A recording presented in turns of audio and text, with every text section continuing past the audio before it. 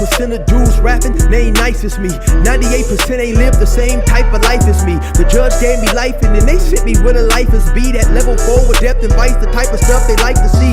Two choices, fight or flee.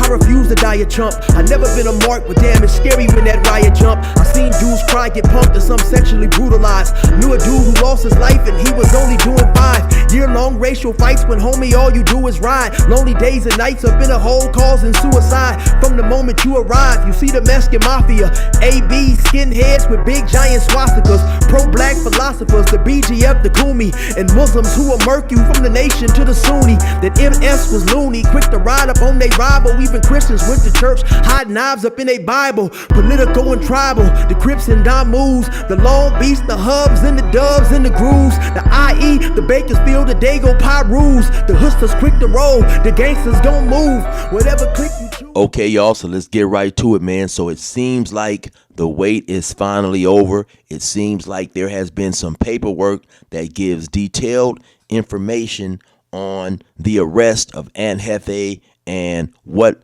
surrounds the incident, what led to the unfortunate murder of Carl Welch, right? And so this information is being supplied by Street News TV, which is ran by Alex Alonso. So shout out to Alex Alonso for putting the paperwork out there, for putting all the rumors and everything to rest. So without any further ado, I'm going to get right into this paperwork and read it for you guys. Let's go. I, Detective Rudy Avalar, serial number 37016, have been a sworn peace officer with the Los Angeles Police Department for 22 years.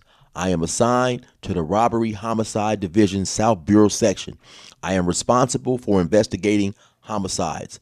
During my time as a police officer, I have worked various assignments throughout Operation Central Bureau and Operation South Bureau of the Los Angeles Police Department.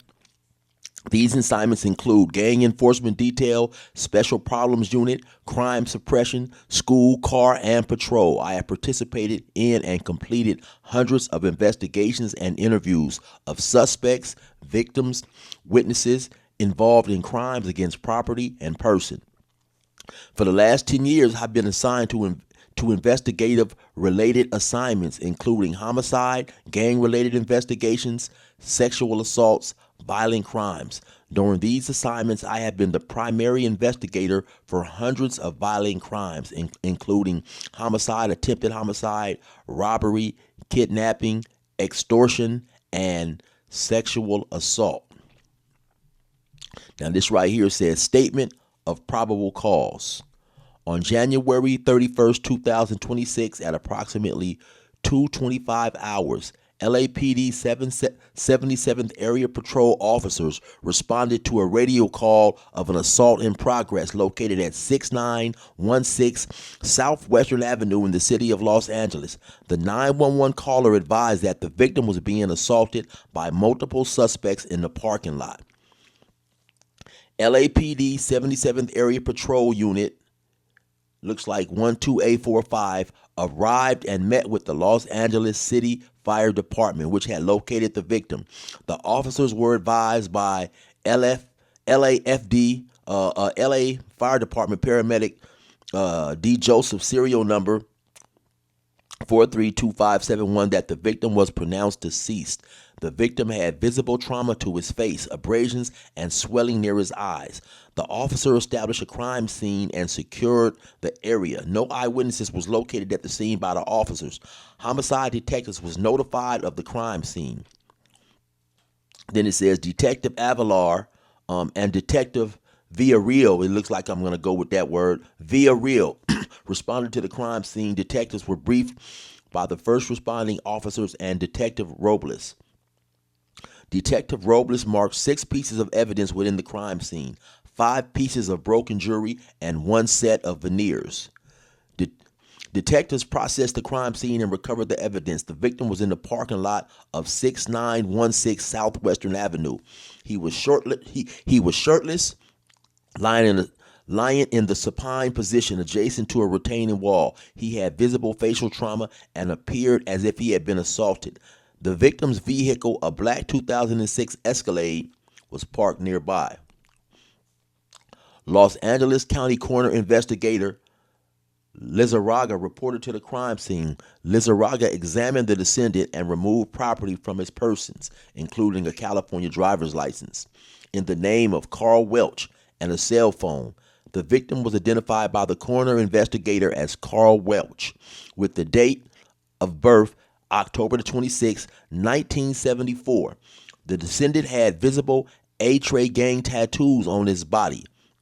The victim was removed from the scene by Los Angeles County Coroner. Your affiant was approached by a female who identified herself as the victim's girlfriend. I'm not going to say her name, but she was distraught and appeared to be under the influence of alcohol or drugs.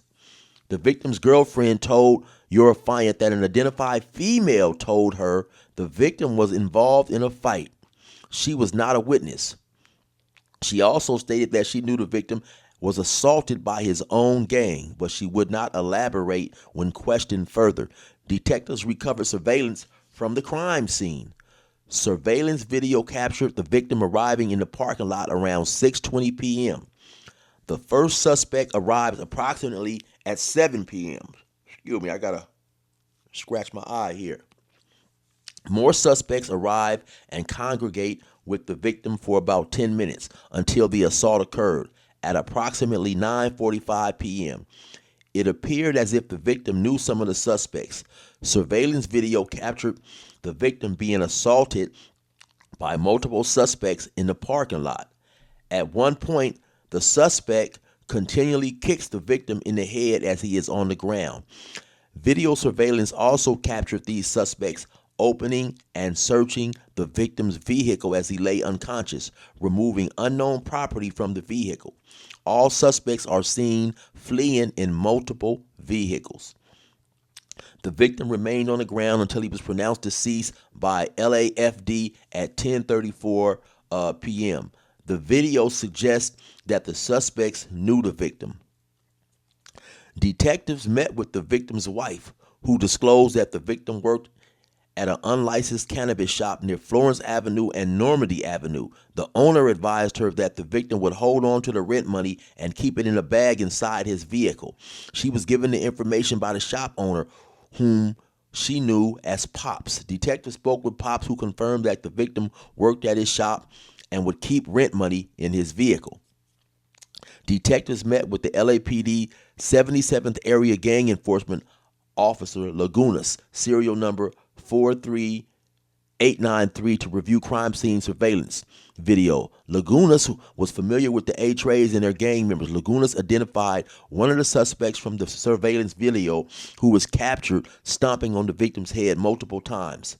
Lagunas identified the suspect as Johnny Gray, a documented A-Tray gang member known as North Face. He was familiar with Gray from prior encounters and had observed him at the crime scene parking lot on prior occasions. Lagunas advised that Gray drove a gray sedan. Johnny Gray had a 2007 Lexus registered to him that resembled the vehicle seen leaving the crime scene. A registration check of the vehicle revealed that it was registered to Johnny Gray. Records also revealed that Gray had been contacted by LAPD on January 9, 2026, while driving his vehicle. Detectives obtained search warrants for the subscriber's information from Google and a cellular phone number linked to Gray. Detectives found that a phone number associated with Gray cellular data at the crime scene. Cell phone records also indicate that this same number traveled to Las Vegas the day after the homicide, with license plates reader data then it gives out his license plates, matching the route taken. Officer Lagunas, who identified Gray, also identified two other people in the recovered surveillance video. Officer Lagunas identified a person who arrived approximately at 9:33 p.m., a few minutes before the assault. A male identified by Lagunas as Maurice Shellman arrived in a white Range Rover SUV, no visible plates. Lagunas has had prior interactions with Shellman and knows him to be an A-Tray gang member with the moniker of Ant. Shellman appears to intervene in an argument between an unidentified suspect and the victim before the fight. Shellman is captured, striking the victim with his hands while the victim lay on the ground. Shellman returned to his vehicle and appeared to speak with a male identified as Irvin Theus. Theus was sitting in the driver's seat of a gold Mercedes that was parked next to the victim's car. Shellman is observed pointing towards Welch's vehicle. Theus then exited, approached the victim's vehicle, and removed what appeared to be a black backpack from the rear seat. Theus then handed the black backpack to Shellman. From video surveillance, it appeared that Theus acted under Shellman's direction. Irvin Theus was also identified by Officer Lagunas as an A-Tray gang member. Theus is captured on surveillance video interacting with the victim before the homicide, leaving and returning to the scene just before the assault occurred. The victim's vehicle was processed for forensic and physical evidence pursuant to a search warrant. Theus' fingerprints were recovered from inside the victim's vehicle. Video captured Theus removing several pieces of property from the victim's vehicle as the victim remained motionless on the ground. Theus fled the area alone in his vehicle. On April 27, 2026, Ramey arrest warrants were issued for Johnny Gray, 187 PC murder, and Maurice Shellman, 187 PC murder, along with Irvin Theus, 32 PC conspiracy. On May 19, 2026, all three suspects were taken into custody at separate locations within the Los Angeles County. Johnny Gray was taken into custody at his girlfriend's house in the city of Inglewood by LAPD FBI fugitive team.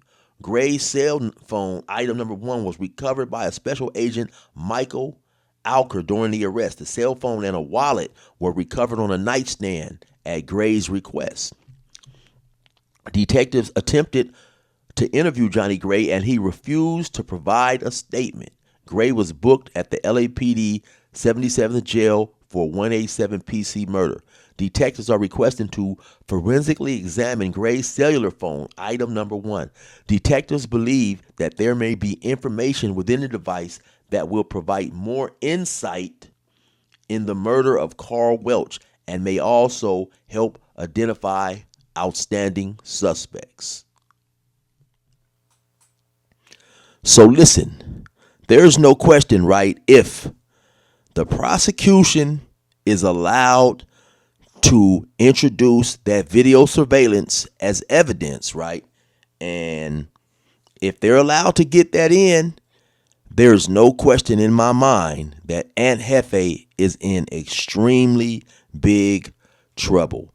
There's two things in that paperwork that really look bad for Aunt Jefe, in my opinion. One, that it says he is seen striking Carl Welch with his hand. It doesn't go into how many strikes, but I do know this.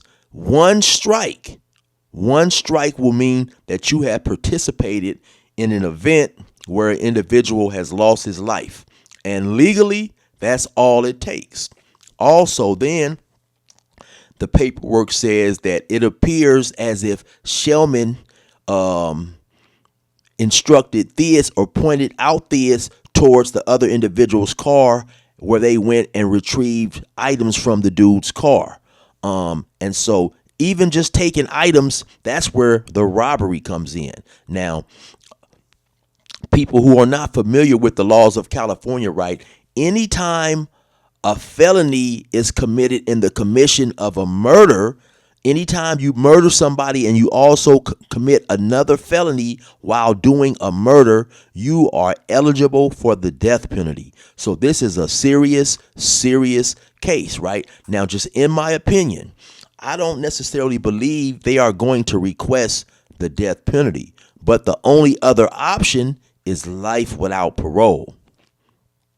If this video surveillance, once again, in my opinion, is allowed to be introduced into the trial as evidence, there's no way around it. There is no way around it. If Jefe is seen striking that man on that tape, he is guilty. In my opinion, it's going to just be a matter of deciding what he's going to do, right? They may offer him a deal, right? They may offer him a deal, but and he may, get a who knows, a involuntary manslaughter or whatever. But if he goes to trial and he is seen on tape striking Carl Welch, there's really nothing to argue about, right? I mean, so you may have some individuals out there. I know you have a lot of people, right, who are rooting for Jefe and didn't want this to be true and so on and so forth. And in the event this is true, I mean, it is what it is. This is public information. You may have some people talking about, hey man, why are guys discussing an open case? This is, this information is presented to the public, is obviously it's able to be found by the public, and it's just what's already documented by the police. Is what the police already believe. So it's not like anybody is breaking any new information, so on and so forth, giving the police something that they don't already know. The report itself was written by the police. So let's not go and talk about people are putting stuff out there that they shouldn't, because this is already documented. The police have had this information since January the 31st, right? And unfortunately, it is what it is. It's a bad look for Jefe, right? And while things definitely look ugly for Jefe and so on and so forth, we also have to remember that Carl Welch had a family, and his family is hurting and potentially seeing some of these things too. I believe he had somebody showed a picture at one point in time. He was incarcerated with a couple of looked like young daughters. And I think I seen somewhere where one of his young daughters posted, Daddy, I always miss you. So we have to be mindful of the family of Carl Welch too. Regardless of what individuals are caught up in and this and that, we have to remember that people have families, man. And that's one thing that I learned when I was locked up in prison doing these self-help groups, right? Regardless of what we caught up into, we are also hurting our families by our actions, and so that's why sometimes when we're out there in the streets and we're doing what we're doing, we have to be mindful of that. We have to be mindful of the fact that we have people out there that love us and care about us, and what we do can definitely affect them. If we happen to do something that's negative, or if somebody happens to hurt us, our family is going to be affected. I know you got a lot of these dudes, man, who, claim to be these cold-hearted gang members and individuals, but the facts are the facts, man. We all have family. We all have people that care about us. I know people are going to choose sides according to how they feel about, the individuals who are alleged to have committed this crime, so it is what it is, man. But there are the facts presented to you. I saw this last night on Street News TV once again, hosted by Alex Alonso, and so he left a link at the end of his video, which led me to the documents that you seen me just reading not too long ago, man. So, like I say once again, there it is, man. It is what it is, man. In my opinion, unless Jefe is able to bail out, he's not going to be out anytime soon. And it's my opinion, there's no need to sugarcoat it. We got to keep it real. And Jefe is going to do some prison time. It just comes down to a matter of what the DA is willing to offer in terms of a deal, or if Aunt Jefe wants to try to go to trial and fight it. In my opinion, once again, if that videotape, and I'm saying if, of course, because I haven't seen it, but if the video surveillance shows what I read earlier, Jefe can't beat that. You don't have to strike a dude continuously 8-9 times. You don't have to kick the dude in the head several times like it says one of the other dudes was doing. Just one time participating in a situation like that is enough to be found guilty. So there it is there, man. And I think there was a video a while ago where I think Spody Face said he had talked to Ant. Ant was in good standards, and Ant said he was coming home, and so on and so forth. And sometimes let me give you guys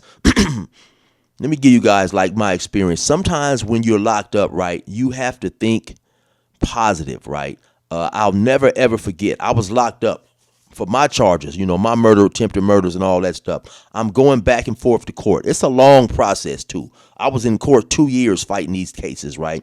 And initially, you go to court, your lawyer says something, the prosecution says something, they tell you to come back in 3-4 months. You go to court, you come back in 3-4 months, they tell you to come back in 2 or 3 months. This process goes on for a period of time, right? So it seemed like every time I would go to court, there was another guy who would always be happening to go to court with me as well. He was charged with a murder. He would be in there complaining, oh, they didn't have no evidence on him, and he don't know why they was holding on to him, and so on and so forth, right? We literally went to court 4 or 5 times. Every time I would go to court, he would go to court. You know what I'm saying? So one day, man, I think I asked him, because, this dude, by this point, he has convinced me that, they don't have nothing on him or whatever. He's each time talking about they don't have nothing on him. He's innocent. He don't know why they got him in here, so on and so forth, right? So finally, I asked him, hey, man, well, what does, they got you in here. What is the evidence that the prosecution claims that they have against you, right? Because this dude was whining and had me convinced. So he goes on to say that he was at an apartment complex. An argument happened outside, on the curb somewhere or something like that, and people heard shots or whatever. They claim they saw him running, and they found him in one of these apartments in the complex, but the apartment he happened to be in was empty. So maybe they was alleging he had kicked in the door or whatever. They found a gun in one room. They found this dude in another room. And if my memory serves me correct, he had the car keys of the victim in his pocket, right? But in his mind, that was nothing.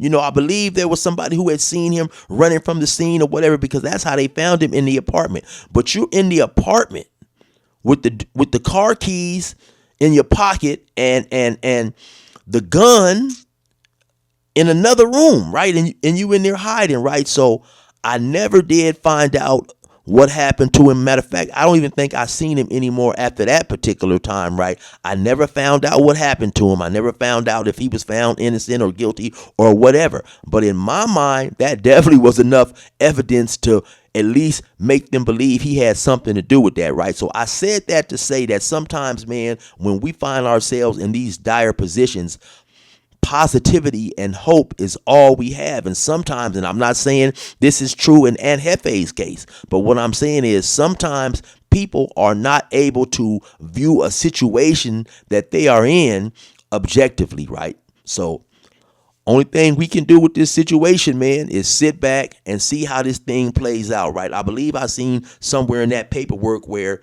they're going to be going to court next month on the 5th. So once again, we'll just have to sit back and watch how this situation plays out, man. Anyway, you already know what it is. It's your boy 16 to life. Resume normal program.